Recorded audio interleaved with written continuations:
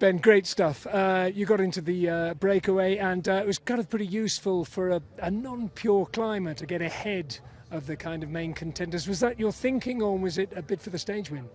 Yeah, a bit of both, to be honest. I think I'm in a position where I can play for GC and the stage win. You know, we're such big time gaps on GC, and I just wanted to follow the moves but not really be attacking. And if a big group like went, then I was just always ready for that. And yeah, then I could kind of play the card for both.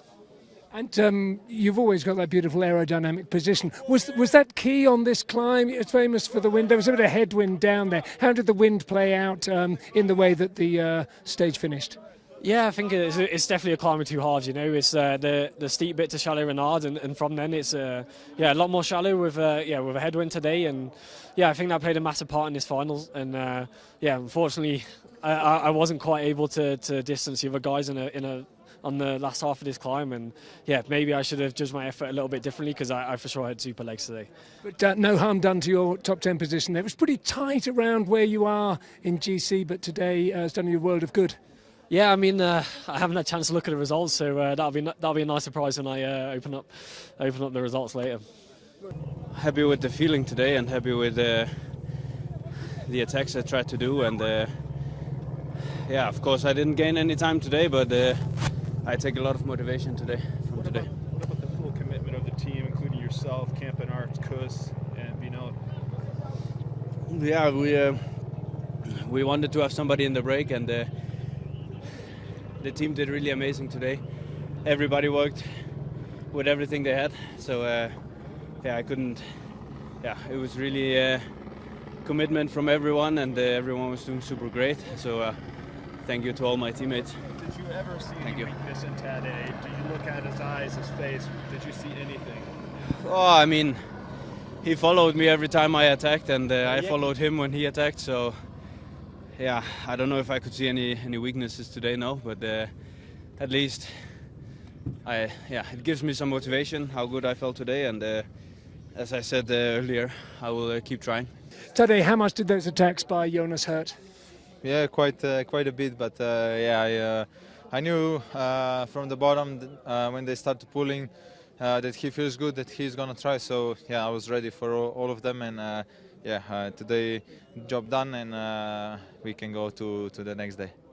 And you enjoyed the race up Mont Ventoux, just one climb of it today, and a kind of strange stage just with that one climb. Yeah, I enjoyed really a lot, much more than in 21, and there was a lot of Slovenian fans today already. I think now next days in Alps is gonna be incredible with all the Slovenians and cheering for me and Primož and the others. So it was a nice race today and a nice climb to finish it off. Your thoughts on counter-attacks today? You did one counter-attack. Were you considering more, or what was your thought about it? No, I tried. I tried one time, but it was not. It's not the smartest to explode on this climb, and I conserve myself, and I just try to follow Jonas and do the sprint in the end. Can I just ask? There was an incident that Jonas was taken down by a photographer at the finish line. Did you see anything about that? No, I didn't see, but Luke told me that he was knocked down by a photographer, which is really unfortunate. But he came super fast to me after finish. He said congrats, I said congrats to him. So he didn't mention anything that he was on the ground, so I didn't know. I don't know what actually happened. I need to see later. A couple of days ago you mentioned you have a cold. What can you say about your shape? Shape is good. I must say that today was the day after the rest day. To do big effort on Mont Ventoux, it was is a little bit scary, but I think I managed well yesterday's rest day and going into today's race, and the shape is here. Last question. Did you at any point think to go for the stage as well today, because it's iconic on Mont Ventoux? Of course, would be nice to win on Mont Ventoux, but I heard Paret-Peintre was fighting for stage win. kind of like this guy. I was in changing room with him. He was it was incredibly how happy he was, and he deserved the victory. It's it's a legendary climb, and he's a pure climber, and of course you always want to win. You don't want anything to let go just like this, but he deserves the victory. I cannot really express what I feel. It was you saw the time gap going down, and then it was 15 and 50, and then 40 and 30, and then we say they come back, and then they were there, and then it was really tactical, and we needed to, and then at the right moment, Ilan fought his way back to the front, and then he did the lead out on the Mont Ventoux, and that was really, that put him in the right position, and then he had the strength. We know he's punchy in a sprint, but also Ben Healy shows what a great rider he is, and then he came across him, and we were with a couple of guys in the bus here because we stayed in the bus today, and it was really a nice moment. It was unbelievable. Do you think that Ilan actually made the difference when the group came back together with Ilan? Were you confident then that you could win the stage?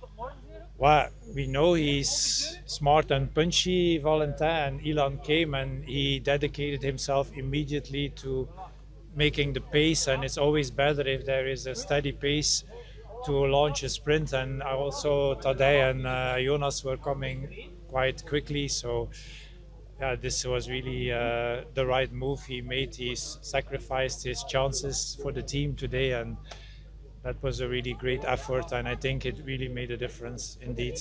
And for a Frenchman to win a stage of the Tour de France, and not just a stage, but at the top of Ventoux and your team, how does that feel?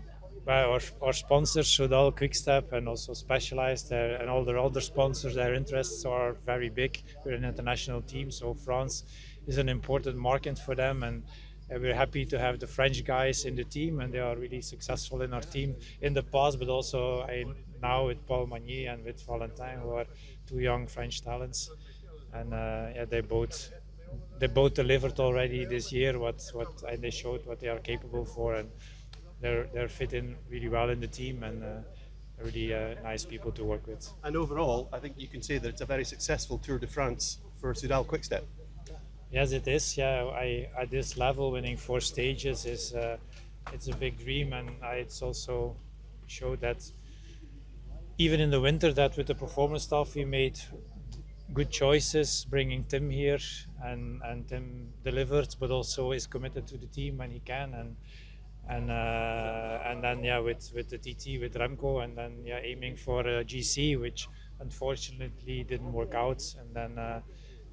Making the switch then with people who committed them to work for a leader to switch to go for their own result. It's easier said than done, but they did it, and I think this is a Wolfpack style victory we are really proud of. Jurgen, where were you hiding Ilan van Wilder? Did he sleep in a tent on the mountain? Because I don't know where he came from. Well, it was a really important effort because he did his job and he brought Valentin back in the race, and then maybe some guys would say now I take it easy to the top, but apparently, and also the car will have played a role, they kept cheering him, and he kept fighting his way up, and I did the Mont Ventoux also quite a lot in I went as an amateur cyclist, and there can be a lot of wind as of Chalet Renard, and there it's not only climbing, but it's also the wind that plays a role. So he fought his way back, and he was really, really important to setting the pace and bringing him to the last corner. And this is really top teamwork. Also Pascal van Eekhoorn, I did a great job, was in the breakaway, waited, controlled the 1 minute 30. So congratulations to all the riders and the full team. And just finally, talk to us a bit about the process of everyone gathering themselves again after Remco abandoned a couple of days ago, and how will everyone sort of remotivated themselves? Well, I think not only the leader but also the full team, 12 people, because you go from a long list of 12 to 8 people that ride the Tour de France, and they all prepared for 2 months on a mountain away from their family, suffering, watching their food, training every day. And then you come with a goal, and that goal disappears, unfortunately. And then I think the rest day was good, and they were really the atmosphere in the team was good, and they were laughing yesterday again, and they were also in the bus this morning. They were discussing who should play DJ, so that's also a sign that they were really happy and committed. But Elan was definitely there this morning in the bus. You can confirm that. Yeah, he was there. He was there with me. He was actually sitting next to me, and he was a bit doubtful that the breakaway would. I don't think that the breakaway will stand, but okay, I will try to be in. And look what he did today. Thanks a lot.